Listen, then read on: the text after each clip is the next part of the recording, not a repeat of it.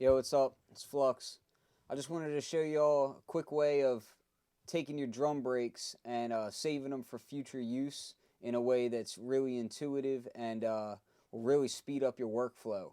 Um, so what I've done here is I'm going to show you where I'm at now. I've got Brand New Day by Skull Snaps, classic drum break, already chopped up and mapped across my pads, and the pattern is just the automatic pattern that comes with it, so it'll play back at any speed that I want.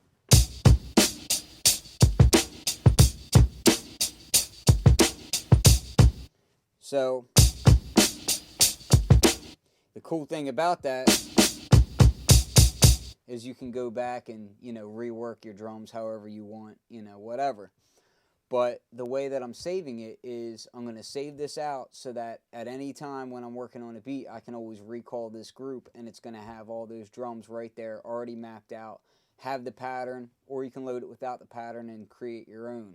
So I'm going to show you some quick tips on how to make this happen nice and quick. All right, so I'm going to go to a blank group just to start off, and I can show you what's up. I've got a drum break right here, and I've already truncated it down so it's just a straight loop. Very easy.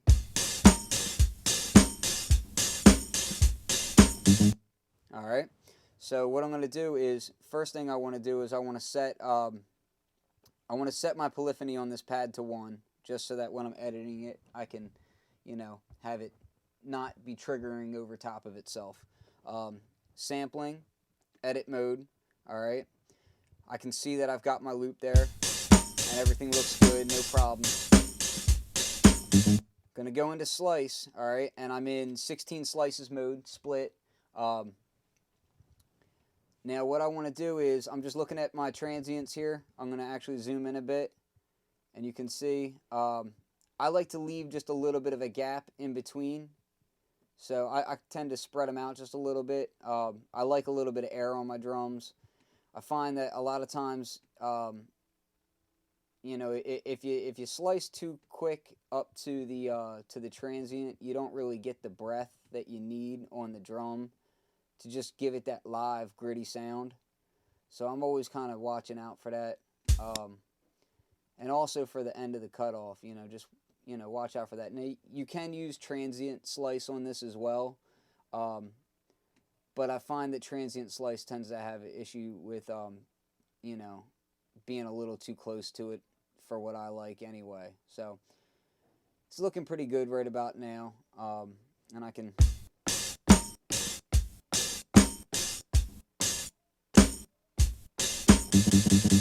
all right, so it's all looking good to me.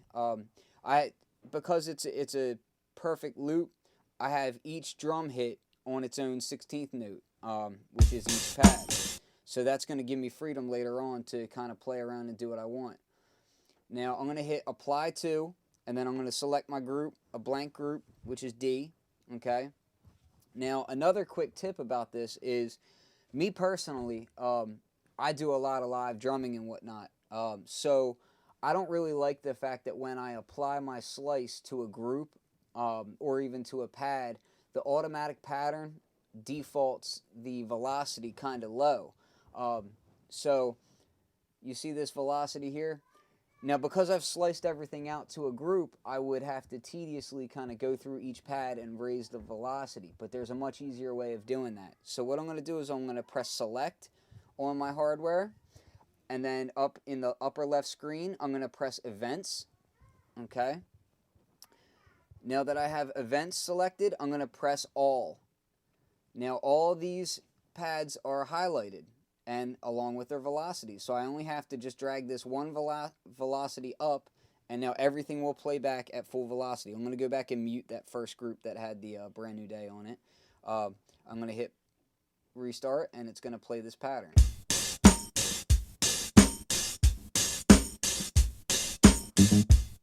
Okay, so now I've sliced everything out. So what I want to do is I want to save this as a kit. So what I'm going to do is I'm just going to hit the little drop down menu, save as, okay? I'm going to rename this. This is Fatback Band, so I'm just going to name it Fatback Sliced 1, okay? Because I have a few different ones that I've sliced up with them. and I'm going to hit save. Then I'm going to go over to edit.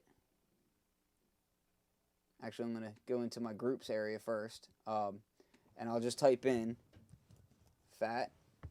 There it is right there. So I'm going to highlight here. Now I've already created a little custom bank called pre-chopped. So I'm just going to press pre-chop, apply. Okay. And now whenever I want to go into the pre-chop, I can just select it and then boom, there it is. Fatback sliced 1. So let's say over here I wanted to load fatback sliced 1. You're going to see, boom, there it is. All right, I'll mute everything else out so you can hear just group F. Very fast, very easy way to be able to recall a drum break so that you can use it for future use. And also when you save that, feel free to, if you want to throw your compressors on that group or, tweak the sound however you want for that group, you can go ahead and do that. And when you save it it's going to save everything right along with it, which is nice. So continuing on that tip, I'm going to show you a nice little feature. So I'm going to go ahead and erase group F because I'm done with that. But what I'm going to do is I've got on D, here's the kick, that first kick. All right. What I want to do is I like to build my kits in a similar way each time. So I usually have my kicks on my first row of pads, my snares on my second row of pads, hi-hats, and then open hi-hats. When I'm messing with a sliced up drum, sometimes I like to put that into my typical mapping so I can go back, but it's all the same drums just to my personal map taste. So a quick way of doing that is to go ahead and we're going to hit duplicate. I'm going to press the pad, and with duplicate still held down, I'm going to press my new empty group, and I'm going to press the first pad of that. So now I've got my kick there. I'm going to go back to D. I'm going to hold duplicate. There's the snare I want, so I'm going to hit duplicate that snare, and while holding duplicate, I press E. Press second pad. There's my snare. Go back to D. There's a hi-hat. I'm going to hit duplicate, hit that hi-hat, back to E, hi-hat on that pad.